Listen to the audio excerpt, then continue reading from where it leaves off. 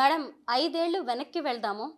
అసలు ఇలాంటివి మన జీవితాల్లో జరుగుతాయని మనం ఊహించాం. అందులో నాన్నగారికి ఇంత ఘోరమైన చావు రావడం అనేది ఏ కూతురు కూడా జీర్ణించుకోగలిగేది కాదు. ఆ రోజు పరిస్థితి ఏంటి మేడం? మీకు ఎలా తెలిసింది ఈ విషయం? మార్చ్ 15, 2019 పొద్దున్నే 6 గంటలకు యథావిధిగా ఇంట్లో అందరం లేచాము. ట్యూషన్లు, స్కూల్స్ రెడీ అవుతున్నాము. అప్పుడు కృష్ణారెడ్డి ఫోన్ చేసి చెప్పాడు, ఇట్లా నాన్న చనిపోయాడు అని చెప్పేసి. రాశికి ఫోన్ చేశాడు. అట్లా తెలుసు నాన్న చనిపోయాడు అని చెప్పేసి. కానీ అప్పుడు మర్డర్ అని తెలియదు. మర్డర్ అయిన తర్వాత తెలుసు. మీరు ఒక మాట అన్నారు మేడం, హంతకులు మనతో పాటు ఉంటారు, మన చుట్టూనే ఉంటారు, కానీ మనం గుర్తించలేము అన్నారు. అంటే మీరు ఇది ఎవరి గురించి చేసిన కామెంట్ మేడం? ఆ రోజు నాన్న చనిపోయాక మేము పోస్ట్ మార్టం దగ్గరికి వెళ్ళినప్పుడు మాతో ఉన్నింది అవినాష్ రెడ్డి. నాన్న ఆయన కోసము క్యాంపెయిన్ చేశాడు ముందు రోజు రాత్రి వరకు అని చెప్పాడు. ఆ తర్వాత మరుసటి రోజు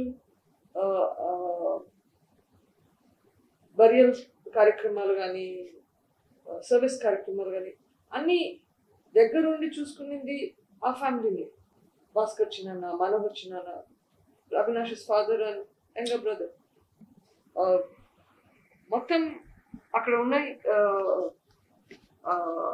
ప్లేస్ ఐడెంటిఫై చేసింది, ఎక్కడ బరీ చేయాల్సింది అంతా చూసుకుని దగ్గరుండి వైఎస్ మనోహర్ రెడ్డి గారు చూసుకున్నారు. సో మొత్తం ఫ్యామిలీ అంతా అక్కడే ఉన్నారు.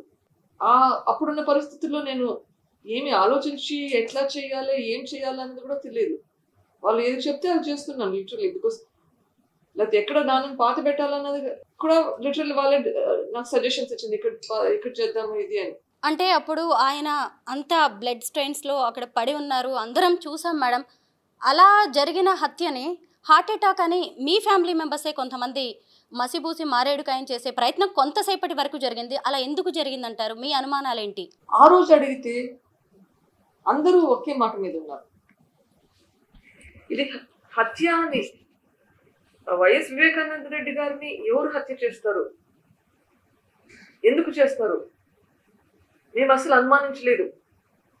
Standard statement. అవినాష్ని అడిగాను, భాస్కర్ రెడ్డిని అడిగాను, అందరిని అడిగాను. తర్వాత అర్థమైంది అది తెలియక చేస్తుంది కాదు, తెలిసే చేశారు.